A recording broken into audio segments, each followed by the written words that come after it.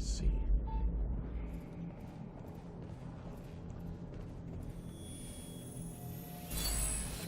Good. Got all the chronon sources. Now let's move on to this one. What are you?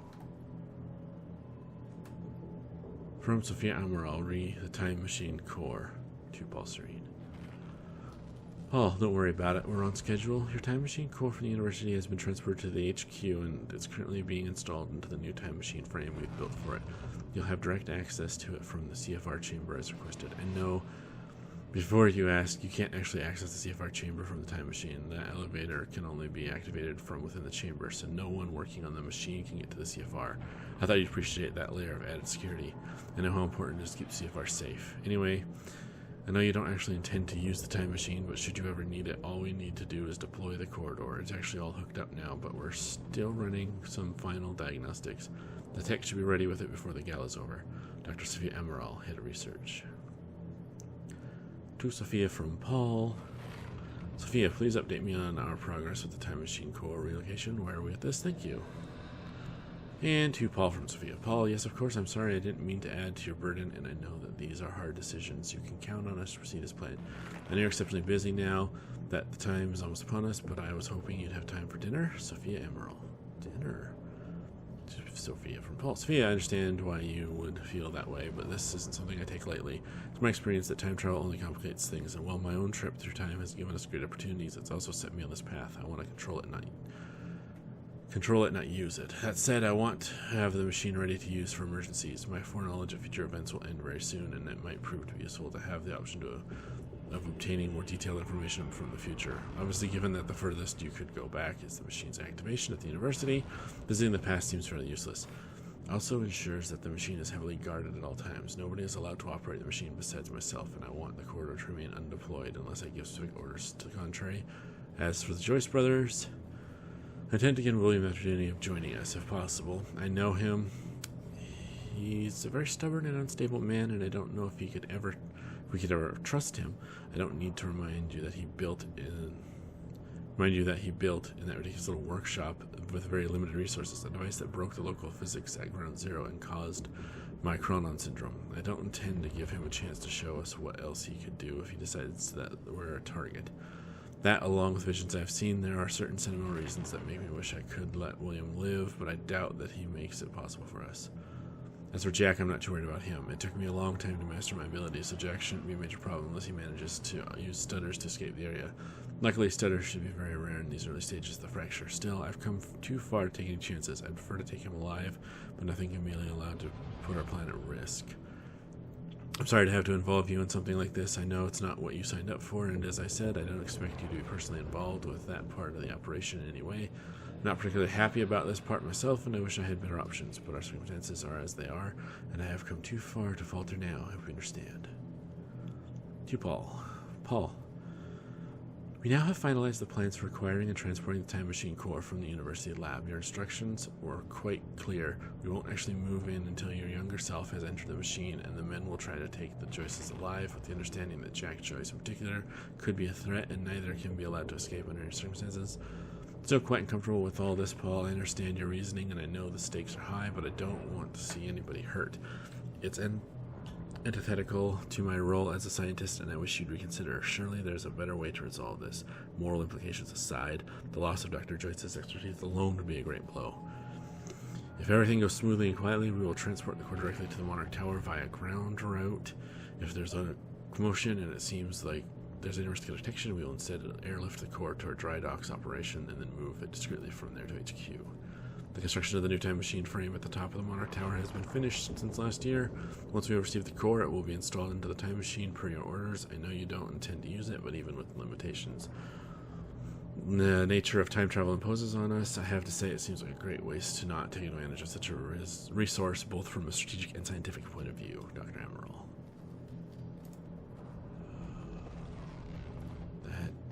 Sure.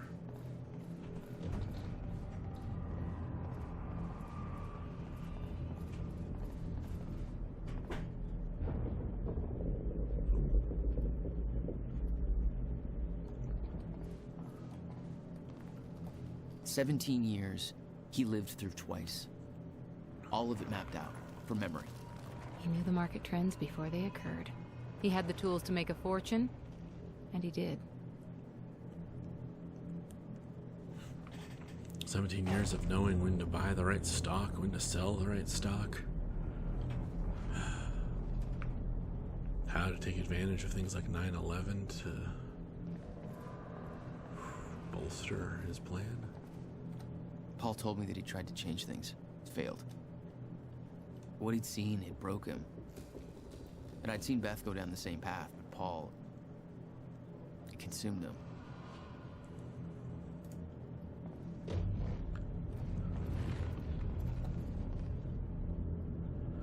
From Sophia. Is this a multi-email thing again? No, it's one email. Okay. From Sierra Admiral, Quantum World Research Unit 2, Paul Serene. Paul, Martin. Oh, it's probably blind copied. I know you've both been arguing that the quantum ripple causality research subdivision has great potential and we should keep it funded. I must once again implore you to reconsider. I'll be the first one to admit that the technology is impressive. The fact that doctors Morphin and Rangers, really, Morphin and Rangers, that's a Power Rangers joke, people, can actually track the consequences rippling out from minor shifts within the Myers-Joyce field is incredible. And the level of informational detail they managed to obtain is amazing, but there's the thing. They've been at this for 2 years now, and they have not produced a single useful result. Yes, we can trace actual events from their small inception points to the actual consequences, very much in keeping with the basic chaos theory concept of the butterfly flapping its wings, but, well, so what? Every single thing that happens in this universe is a result of such a chain of events. Being able to see the chain offers no real insight into anything due to the very randomness of the process. Furthermore, it's utterly misleading. You could say that some tiny event or tiny decision in my life yesterday led me to writing this email, and that's technically true. But so did some tiny event or tiny decision in my life 15 years ago. It's all a chain. The event yesterday didn't take place in a vacuum. It didn't come out of nowhere. So what's the point? We have no control over it, we don't get to direct it, and we get no useful information out of it. Also, have you actually seen the reports they generate? From a technological standpoint of view, the way they manage to automate their analysis of the fluctuation signatures in the Myers-Joyce field is impressive, but again, it's all meaningless babble with no practical applications. Their personal remarks in the report are even worse. With all due respect to Ron and Terry and their indisputable technical expertise, I don't know what they're doing, and I'm not sure they do either. It's like they're coming up with stuff at random. The above outlines my concerns as to the futility of the entire process, and I suspect that may not be enough to sway you, but I have one final point which I think you should consider very, very carefully. The entire program is an unforgivable waste of monarch resources. I don't mean money, although the entire quantum ripple causality research subdivision is costing us millions and millions of dollars, but that doesn't really matter because I know we can afford that. However, there's a more vital resource we're consuming. Each time they fire up their rig and delve into the Myers-Joyce field, they eat up a huge amount of chronon particles. Those are a finite resource, and as you know, we are projecting that the ground zero's yield will rapidly diminish as the fracture takes hold, which will happen very soon.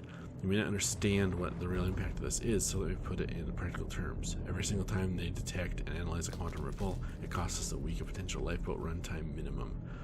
Given Monarch's primary purpose and total lack of useful results, I believe that's a luxury we cannot afford.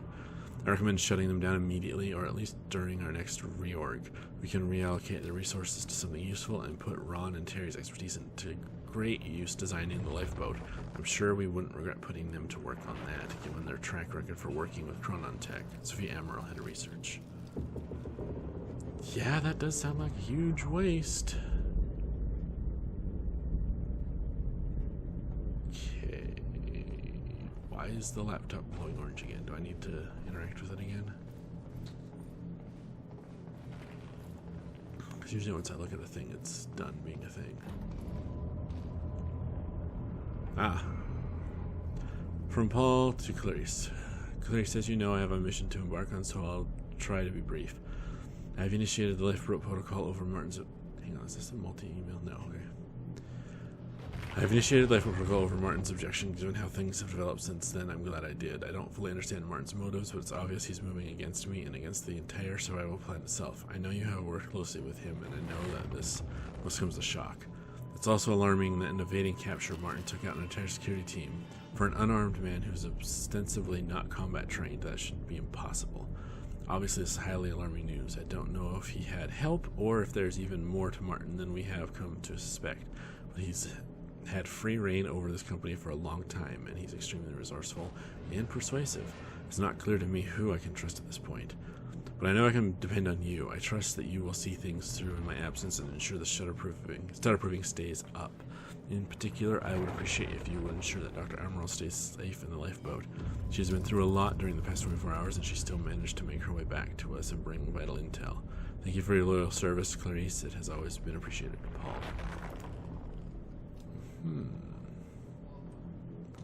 Okay.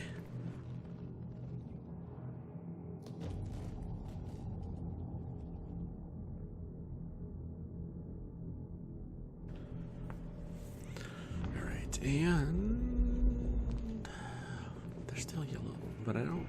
Well, I'll interact with them again just to see if that makes a difference. No.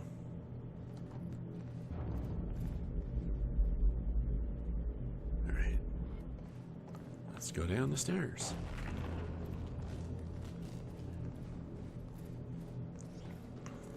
Okay.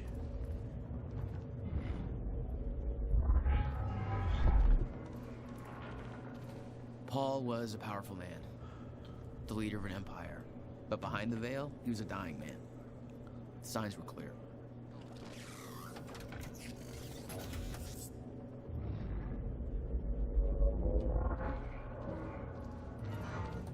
Dr. Amaral was the one thing keeping Paul alive, but reading through their exchanges, there was something more than professional going on. That's not my place to comment on. Personal note, Dr. Sophia Amaral. I find myself at a loss. We knew that the fracture would arrive. It was clear very quickly that the process was occurring much faster than Paul's projections. His experiences had led us to believe. That was alarming in itself, but there's another concern with the fracture. Paul's condition seems to be accelerating rapidly. I don't know what to do about either one of these issues. I haven't had a chance to examine Paul properly, and of course he won't consent to any real tests at this point. He won't take the time, not with the situation being as critical as it is. He has to prepare for the gala, to take care of every little stupid thing Martin trots out for him. He won't think of himself at all, and I'm afraid that'll cost us dearly. So I don't know, I'm just speculating, but I believe this acceleration is a reaction to the stutter in time, in zero state. His wave function is further disrupted by the excessive chronon energies within his body. Before the university incident, before the fracture, the condition was progressive but controllable. The lack of stutters helped keep it in check. Now its progress is rampant, and I worry that it may reach a critical point soon. We always knew that was a possibility, but all of our projections assumed we would have years, time enough to come up with a cure, or a way to stop its progress. Which means there's a very real chance that in the near future Paul's condition overtakes him, and if he does become a shifter, I don't know what to do about it. We haven't been able to help Dr. Kim. I don't know what we could do for Paul. I don't know what to do. The treatments are still working, but they take a toll on him, and their effect is greatly diminished. I'm concerned we may hit a point where he's forced to use them so often that the treatment becomes worse than the condition itself, and yet I don't see any other options. He will not rest. He insists on doing so much. I know he chafes under his dependencies on the treatment. He sees it as a weakness. I'm afraid I may lose him. Oh. Yep. Doctor and Paul were... Well, the doctor did this for Paul, at least. I don't know if Paul returned to them. Hard to say, really.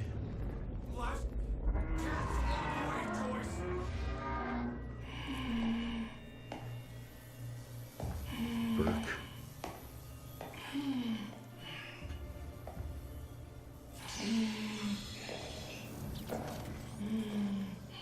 Just one of you.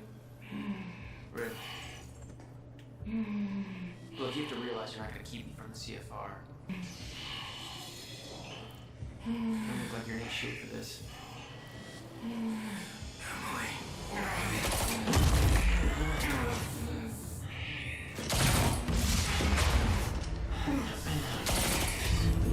Have it your way.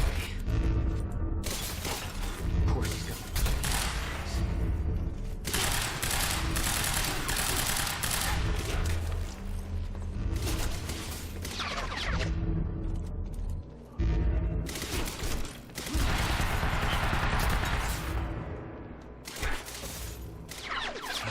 any of my powers. Oh, shit.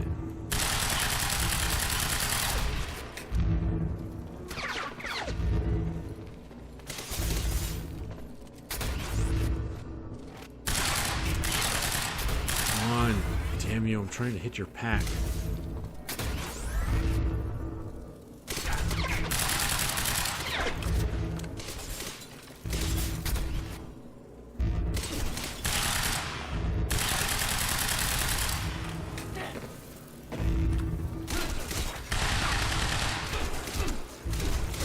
Ah, come on. Here? Ah. God damn it, game. There, we read it.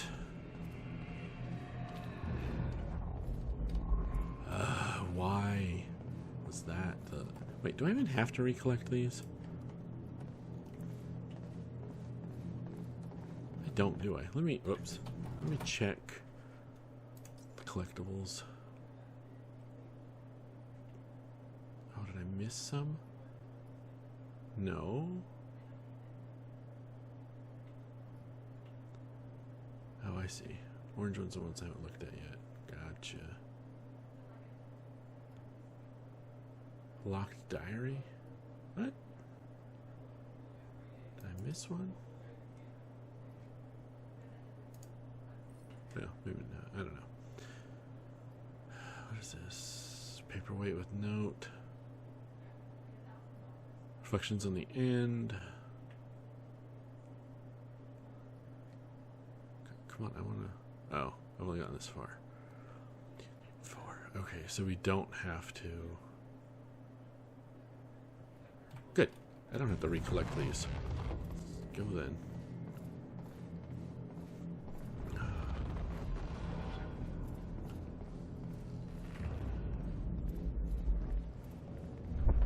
Okay, we have her message.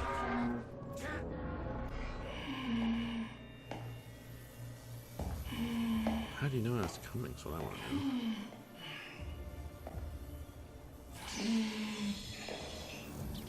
Let's get past this, shall we? Jesus. Of course he's got all those fucking things.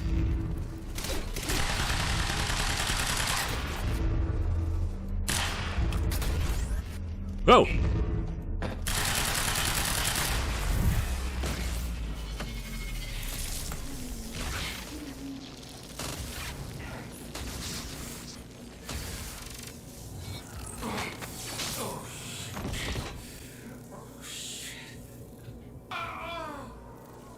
Don't do it, man. Just stay down. Fuck you. I've got too much writing on this. You're not going anywhere.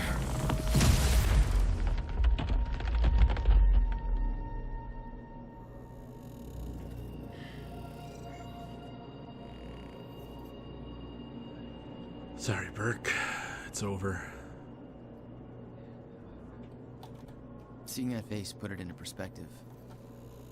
They were all misled, manipulated to believing they were doing what was right, what was necessary. Liam Burke made his choice. Liam Burke was an unnecessary casualty, one of way too many. Alright, what's this? The lifeboat revolved around the countermeasure. He knew Will would try to take it back. That's why he was killed. He knew I'd try to do the same eventually. Clearly, he was right. Read me right now, CFR procedures. So 1 and done good. People, because there seems to be a certain lack of clarity about when it's appropriate for someone to enter the CFR chamber and mess with the Chronon Field regulator, and because I just had to fire Kevin Janeway because he did that exact thing, let me remind you of the approved CFR procedure. You do not touch the CFR. Period. I may touch the CFR because I'm the lead technician in charge of it. Dr. Sophia Amaral may touch the CFR because she's our head of research and she knows what she's doing. Mr. Paul Serene may touch CFR because he's Paul fucking Serene and it's his CFR. Nobody else touches the CFR. On occasion, some erroneously lucky individuals who have been personally trained by me and are proven to be very, very dependable and incredibly good at their jobs, who don't have a track record of trying to enter the CFR chamber like paint-huffing imbeciles because they just wanted to take a closer look at it, and who have remembered to bribe the lead technician in charge of the CFR with Tom Waits tickets, may be given written instructions to perform specific procedures in the CFR. That will be great honor and a sign of a significant degree of trust, and those people should be accorded all professional respect and an appropriate degree of brown-nosing and or passive-aggressive displays of envy by their peers. Or to put it another way, you do not touch the CFR unless you want to join Kevin in the how to stop being an arrogant dumbshit who jeopardizes the only hope of future for the entire human race because his mansplaining ass thought that the CFR really needed was a random dude who knew better. Self-improvement course down at the unemployment office, which I'm sure is where we all believe he was escorted by those armed men. There are no exceptions to this. The entire Lifeboat protocol depends on the CFR being present, properly connected, and functioning normally. You do not want to jeopardize this. This is bigger than any of us. We are not here to fuck around. Lauren McStevens. Thanks for watching. If you enjoyed the video, take a moment to hit that like button. If you haven't done so already, subscribe and hit that bell notification icon to stay up to date with all the new videos. As always, I enjoy and appreciate your comments, and if you could share my channel and videos on social media and across the internet, it would help, as it is your support that keeps this channel going. So, until next time everyone, as always, please, stay safe out there.